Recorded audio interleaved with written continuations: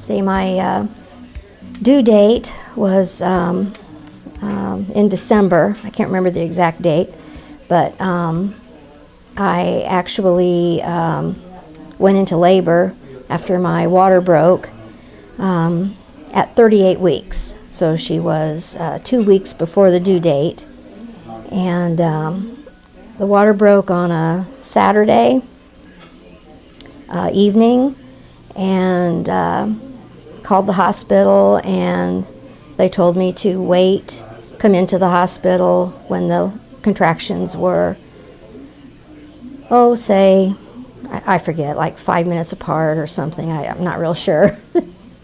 And so we waited and went into the hospital around 11:30 or midnight Saturday night, and I was in labor all night, and the following day by 7 or 8 o'clock the following evening, which was almost exactly 24 hours after the water broke, they decided that I wasn't progressing fast enough, so they gave me a Pitocin drip through an IV.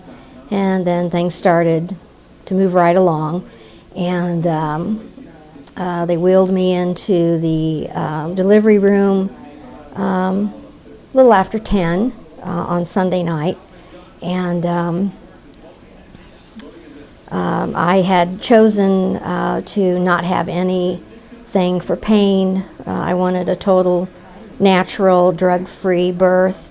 And so other than the Pitocin that they gave me, I didn't have anything for pain. So I was wide awake throughout the whole thing. And it wasn't too bad. I was the old-fashioned, birthing table. There was nothing really fancy about it. It was just a flat table, and there were like stirrups or something that I, of course, had my feet up in, and then I had something that I don't remember what it was, bars or straps or something that I could latch onto with my hands and kind of pull myself up to push. So yeah, there were no fancy birthing tables or anything at that time, but everything went okay. And let's see, my daughter was born healthy, and let's see, the following day I was told that she had a high bilirubin count. So we had to stay in the hospital 5 extra days, and she was put under the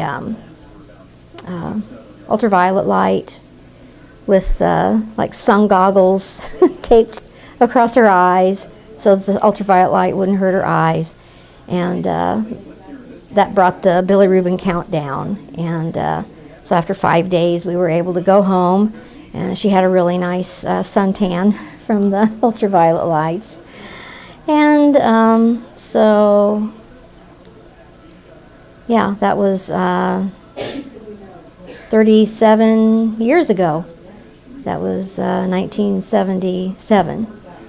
So anyhow, that's my birthing story.